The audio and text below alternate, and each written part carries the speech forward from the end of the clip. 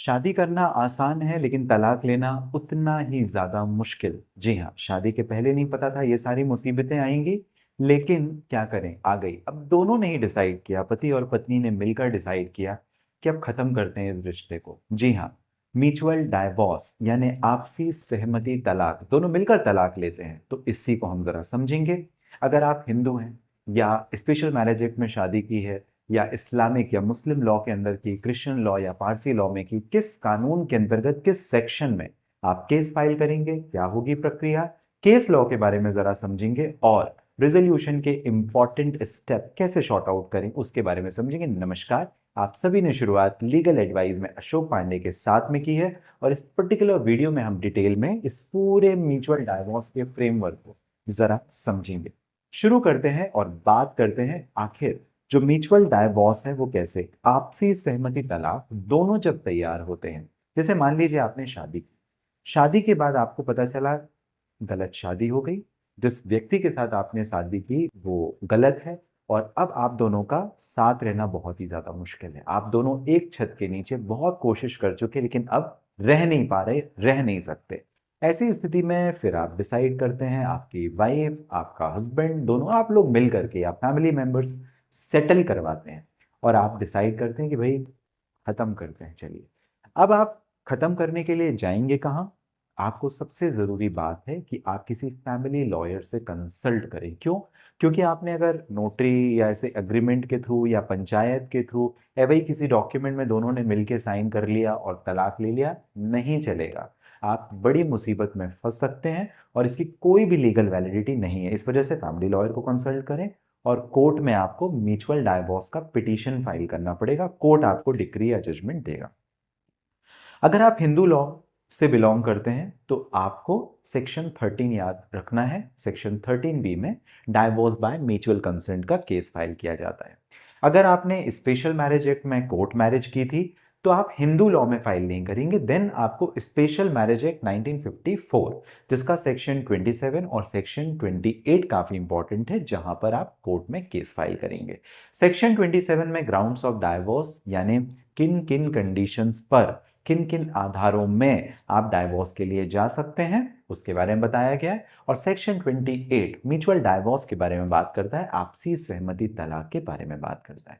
अगर आप मुस्लिम हैं, अगर आपका जो धर्म है वो मुस्लिम है, उस कंडीशन में आप खुलानामा या मुबारत या तलाक के लिए जाएंगे या फस्ख के लिए जाएंगे और आपस में डिटरमाइन करेंगे, जो कि पर्सनल लॉ, जैसे आप निकाह करते हैं, जैसे आप शादी करते हैं, वैसे ही आपके जो काजी होंगे, मुफ्ती होंगे, वो डॉक्यूमेंटेशन करेंगे और आपको तलाक करेंगे। Because it's a contract, it's a agreement, आप दोनों के बीच में वो कॉन्ट्रैक्ट था जिसे तोड़ने का काम भी वही करेंगे जिन्होंने शादी करवाई। अगर आप मुस्लिम लॉ को बिलोंग करते हैं, अगर आप क्रिश्चियन हैं तो आपके लिए क्रिश्चियन मैरिज एक्ट 1872 का जो कानून है और सेक्शन 10A आपको ध्यान रखना है म्यूचुअल डाइवोर्स के केसेस के लिए।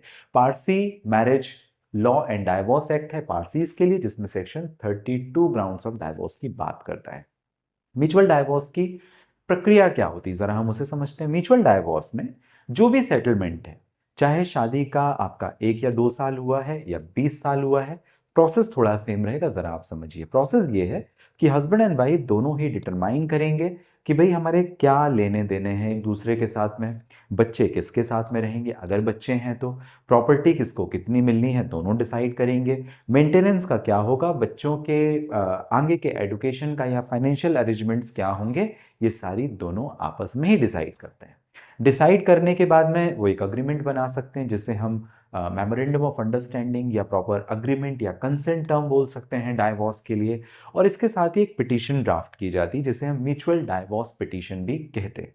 ये पिटीशन आपने कोर्ट में प्रेजेंट करना है। At the time of presentation कुछ डॉक्यूमेंट्स की रिक्वायरमेंट होगी, जिसमें आपका आधार कार्ड, आपका पैन कार्ड, आईडी और आपका एड्रेस प्रूफ के लिए रिक्वायरमेंट है। और शादी का आपको सर्टिफिकेट, अगर सर्टिफिकेट है तो, या आपका इनविटेशन कार्ड या वेडिंग फोटोग्राफ, इस तरीके के डॉक्यूमेंट्स आपको प्रोड्यूस करने होते हैं। विटनेस की कोई रिक्वायरमेंट नहीं है, आपके फैमिली मेंबर्स की कंसेंट नहीं है, ओनली हस्बैंड वाइफ की ही रिक्वायरमेंट या जरूरत होती है म्यूचुअल डाइवोर्स के केसेस में। दोनों एक दूसरे के खिलाफ में एलिगेशन नहीं लगाते और रीजन होता है भाई कंपैटिबिलिटी डिफरेंस है, हम एक दूसरे के साथ में नहीं रह सकते। 2 सेशन होते हैं, जैसे आपने कोर्ट में पिटीशन फाइल किया, देन कोर्ट आपका फर्स्ट मोशन ऑन एफिडेविट लेती है और सेकेंड मोशन 6 महीने बाद की डेट एक आपको देती है। अगर इस 6 महीने के पीरियड को भी खत्म आपको करना है और भी जल्दी तलाक लेना है म्यूचुअल डाइवोर्स के थ्रू, उसका भी प्रोविजन है, मैं आपको बताऊंगा, केस लॉ भी बताऊंगा कैसे। फर्स्ट स्टेटमेंट जब आपका होता है, कोर्ट आपको पूछती है आखिर क्यों आप डाइवोर्स लेना चाहते हैं, क्या आपकी टर्म्स कंडीशन है, क्या सेटलमेंट है, इसके बारे में आप और आपका हस्बैंड दोनों बताता है और आपको मीडिएशन के लिए भेजा जाता है, जिससे अगर आपने गुस्से में आकर के ये फैसला लिया है तो हो सकता है जो फैमिली कोर्ट में ही मीडिएटर है वो आपको समझाइश दे सके, और फिर भी अगर आपको डाइवोर्स लेना है तो कोई कुछ नहीं कर सकता।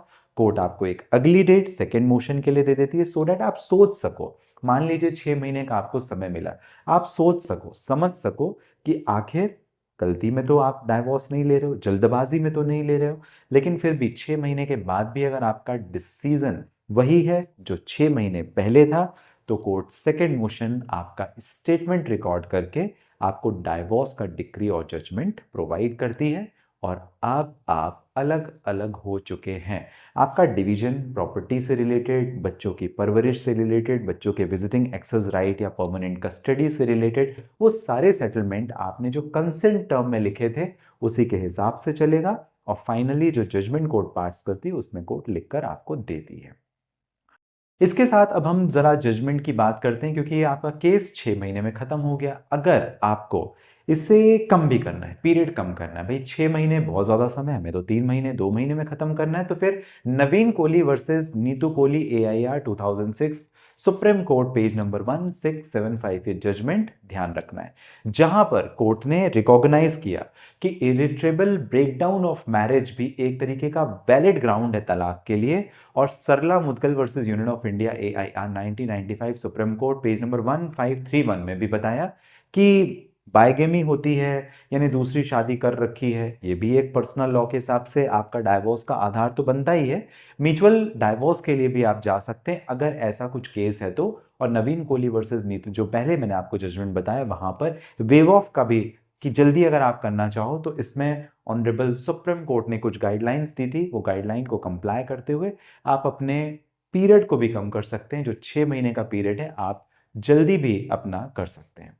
फिर भी कुछ रेजोल्यूशन स्टेप्स आपको ध्यान रखने चाहिए अगर आप तलाक में जाना चाहते हैं। उसके पहला, आपको एक फैमिली लॉयर से जरूर एडवाइस लेनी चाहिए। सेकेंड ओपिनियन भी आप जरूर ले लें, लेकिन ले लें, ये जरूरी है। हो सकता है आप कुछ गलती कर रहे हो, प्रोफेशनल है, आपको सही एडवाइस दे सकेंगे। अगर आप मुझे बात करना चाहते हैं, इस वीडियो के डिस्क्रिप्शन में डिटेल है, लिंक है, जहां से डायरेक्टली आपकी और हमारी इस पर्टिकुलर टॉपिक यानी डाइवोर्स या किसी भी लीगल टॉपिक पे हो जाएगी बात।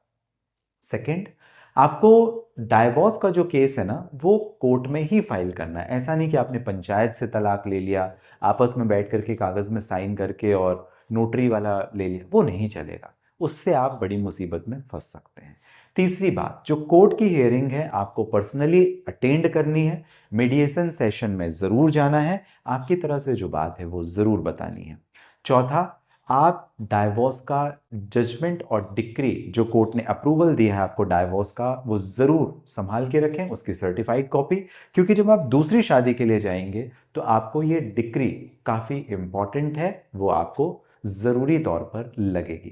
आपको ये जानकारी कैसी लगी मुझे जरूर कमेंट बॉक्स में मेंशन कीजिए एक बार। फिर अगर आप किसी भी लीगल प्रॉब्लम से रिलेटेड मुझे बात करना चाहते हैं, इस वीडियो के डिस्क्रिप्शन में डिटेल लिंक है जहां से डायरेक्टली आपकी और मेरी हो जाएगी बात। मिलेंगे अगले किसी वीडियो में, तब तक के लिए आप सभी स्वस्थ और सुरक्षित रहें। आप सभी का विशेष धन्यवाद जो आपने कीमती समय आपका मुझे दिया।